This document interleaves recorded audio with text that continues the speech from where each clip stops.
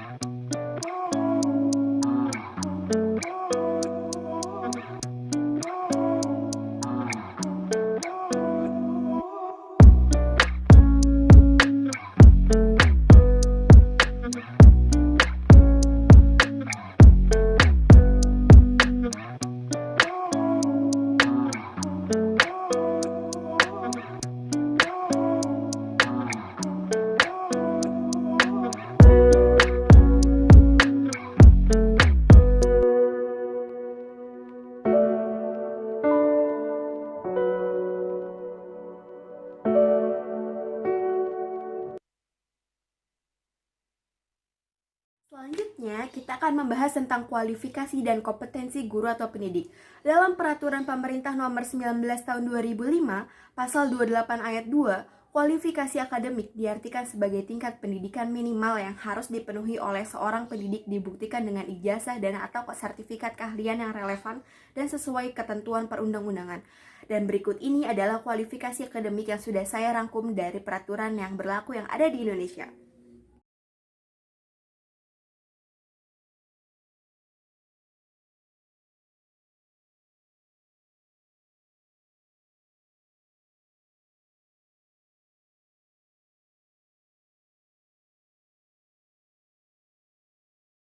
Sedangkan kompetensi merupakan kemampuan melakukan sesuatu yang dimensi-dimensinya meliputi pengetahuan, sikap, dan keterampilan. Dan berikut adalah kompetensi yang harus dimiliki serta dikuasai oleh pendidik yang sudah saya rangkum.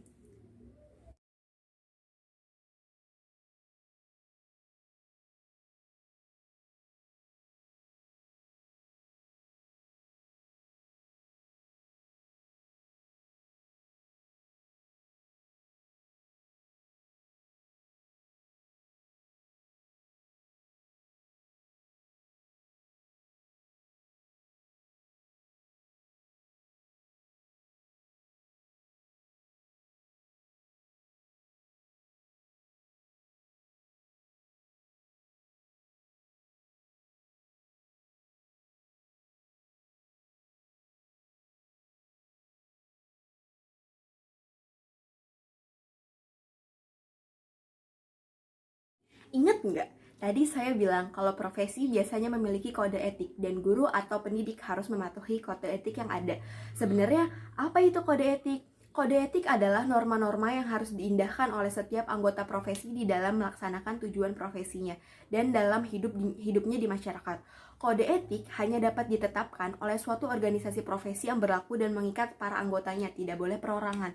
Apa sih tujuan dari kode etik? Tujuan kode etik adalah yang pertama, menjunjung tinggi martabat profesi. Yang kedua, menjaga dan memelihara kesejahteraan para anggotanya. Yang ketiga, meningkatkan pengabdian para anggota profesi. Dan yang keempat, meningkatkan mutu organisasi profesinya. Lalu, jika ada yang melanggar kode etik yang telah dibuat, sanksi apa yang akan diberikan? Sanksi terhadap pelanggaran kode etik adalah sanksi moral. Misalnya, mendapat celaan dari rekan-rekan. Sanksi yang terberat, si pelanggar dikeluarkan dari organisasi profesi. Untuk lebih lengkapnya mengenai informasi tentang kode etik, teman-teman bisa melihat pada keputusan Kongres ke-21 Persatuan Guru Republik Indonesia Nomor 6 Kongres 21 PGRI 2013 tentang kode etik guru Indonesia.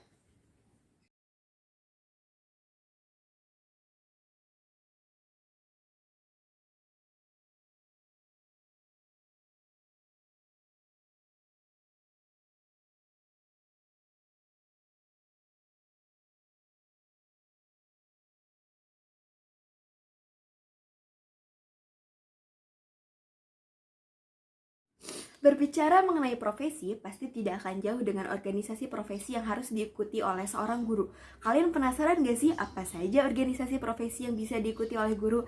Jangan di-skip ya. Yang pertama dan tak asing adalah PGRI, singkatan dari Persatuan Guru Republik Indonesia. Semua informasi mengenai PGRI dapat teman-teman lihat di laman website mereka, yaitu pgri.or.id. Selanjutnya ada Persatuan Guru Nahdlatul Ulama atau Pergunu. Yang terus ada Ikatan Guru Indonesia atau IGI. Ada juga Persatuan Guru Seluruh Indonesia atau PGSI. Lalu ada Federasi Serikat Guru Indonesia atau FSGI. Ada juga Federasi Guru Independen Indonesia FGII. Dan masih banyak organisasi profesi keguruan lainnya. Nah, karena saya calon pendidik anak usia dini, saya akan menyebutkan organisasi-organisasi yang dapat diikuti oleh pendidik anak usia dini. Organisasi untuk pendidik anak usia dini dibagi menjadi dua, yaitu organisasi profesi untuk guru yang bekerja di sekolah formal dan organisasi profesi untuk guru yang bekerja di sekolah non-formal.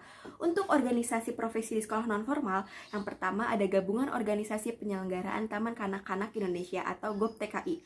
GOPTKI merupakan wadah dari berbagai organisasi penyelenggaraan taman kanak-kanak yang telah bersepakat untuk merealisasikan cita-cita bersama dalam upaya mengembangkan pendidikan anak usia dini yang berbentuk taman kanak-kanak. Yang kedua, ada Ikatan Guru Taman Kanak-Kanak Indonesia atau IGTK.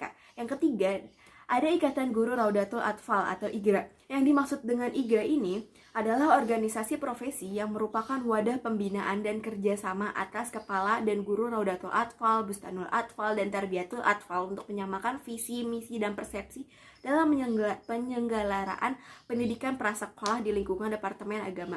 Sedangkan untuk organisasi profesi di sekolah non-formal ada Himpunan Pendidikan dan Tenaga Kependidikan Anak Usia Dini atau biasa kita kenal dengan Himpaudi. Himpaudi adalah wadah organisasi profesi yang bersifat independen yang menghimpun pendidik dan tenaga kependidikan anak usia dini Indonesia agar bersama-sama dapat berupaya secara berdaya guna dan berhasil guna, serta menghimpun aspirasi dan meningkatkan profesionalisme pendidikan dan tenaga kependidikan anak usia dini Indonesia.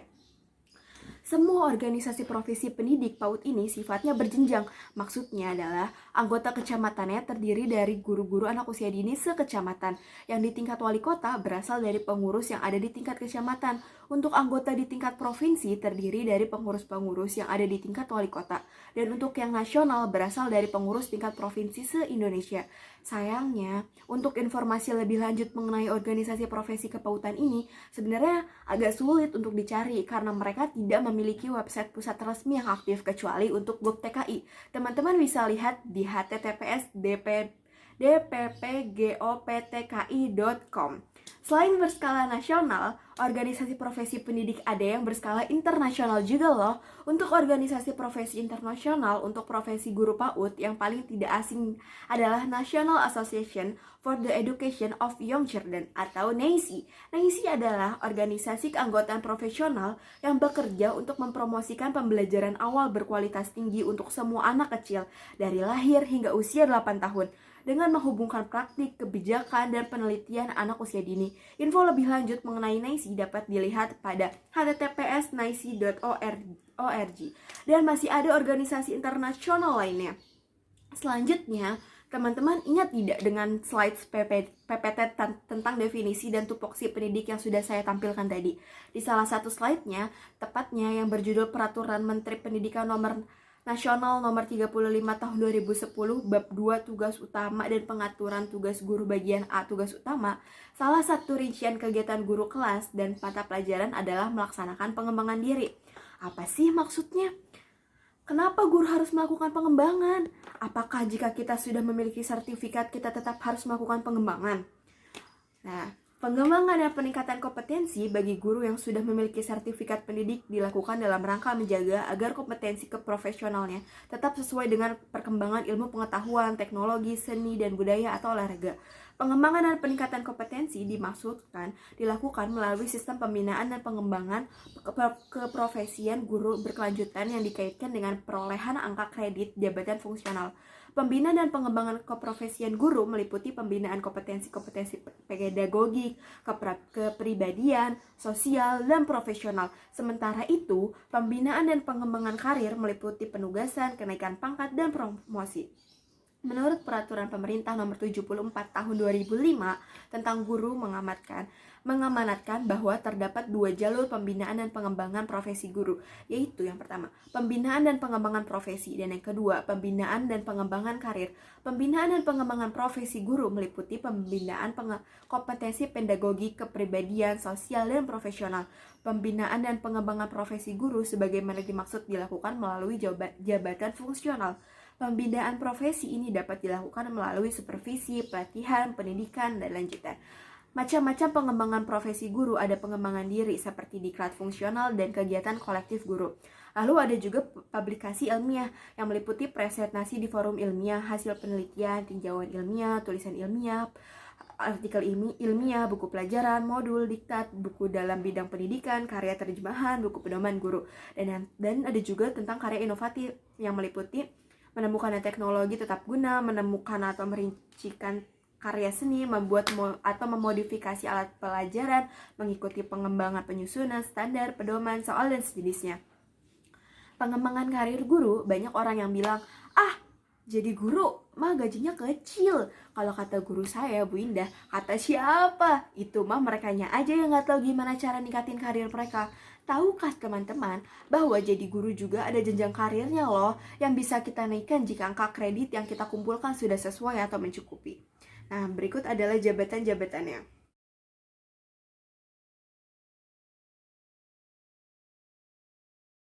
Selanjutnya, kita akan membahas sertifikasi guru. Menurut Mulyasa, sertifikasi guru adalah proses uji kompetensi yang dirancang untuk mengungkapkan penguasaan kompetensi seseorang sebagai landasan pemberian sertifikat pendidik. Nah, sedangkan menurut Martinus Yamin, sertifikasi adalah pemberian sertifikat pendidik untuk guru dan dosen atau bukti formal sebagai pengakuan yang diberikan kepada guru dan dosen sebagai tenaga profesional. Menurut Mas Nur Muslih, sertifikasi adalah proses pemberian sertifikat pendidik kepada guru yang telah memenuhi persyaratan tertentu, yaitu kualifikasi pendidik, kompetensi, sehat jasmani dan rohani, serta memiliki kemampuan untuk mewujudkan tujuan pendidikan nasional yang dibarengi dengan peningkatan kesejahteraan yang layak. Menurut Soimin, sertifikasi guru adalah proses pemberian sertifikat pendidik kepada guru. Sertifikat pendidikan diberikan kepada guru yang telah memenuhi standar profesional guru. Guru profesional merupakan syarat mutlak untuk menciptakan sistem dan praktik pendidikan yang berkualitas. Sedangkan menurut Undang-Undang Republik Indonesia Nomor 14 Tahun 2005 tentang guru dan dosen, sertifikasi adalah proses pemberian sertifikat pendidik untuk guru dan dosen. Apa sih tujuan sertifikasi guru? Tujuan sertifikasi guru, sertifikasi dalam kerangka makro adalah upaya peningkatan kualitas layanan dan hasil pendidikan, bertujuan untuk hal-hal sebagai berikut. Yang pertama, melindungi profesi pendidik dan tenaga pendidikan. Yang kedua, melindungi masyarakat dari praktik-praktik yang tidak kompeten sehingga merusak citra pendidik dan tenaga kependidikan. Yang ketiga, membantu dan melindungi lembaga penyelenggaraan pendidikan dengan menyediakan rambu-rambu dan instrumen untuk melakukan seleksi terhadap pelamar yang kompeten. Yang keempat, membangun citra masyarakat terhadap profesi pendidik dan tenaga pendidikan.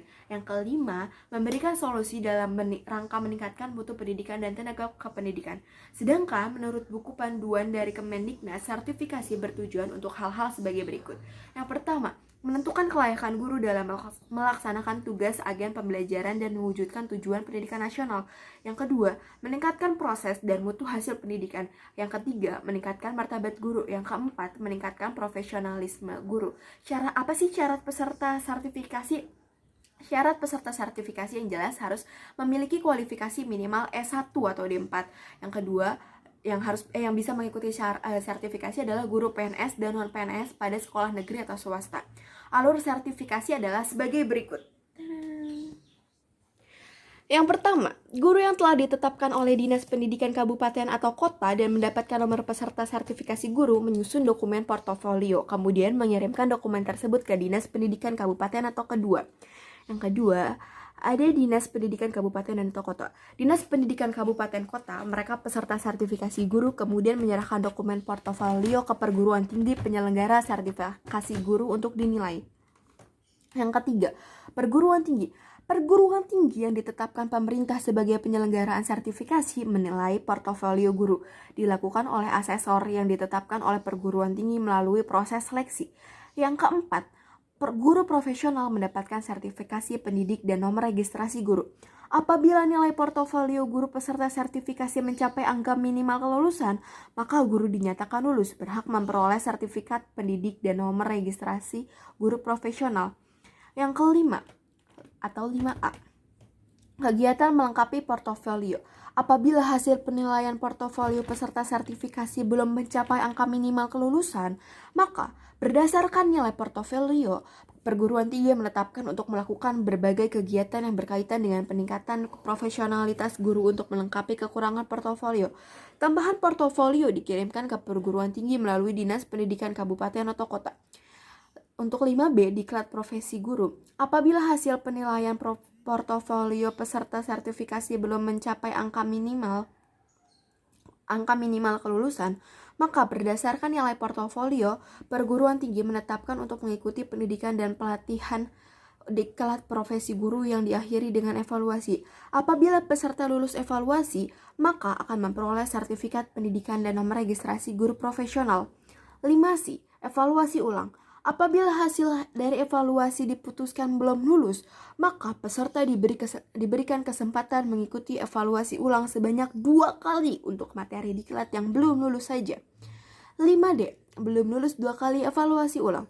Apabila 2 kali evaluasi ulang belum lulus, maka dikembalikan lagi ke Dinas Pendidikan Kabupaten atau Kota untuk dilakukan pembinaan lebih lanjut.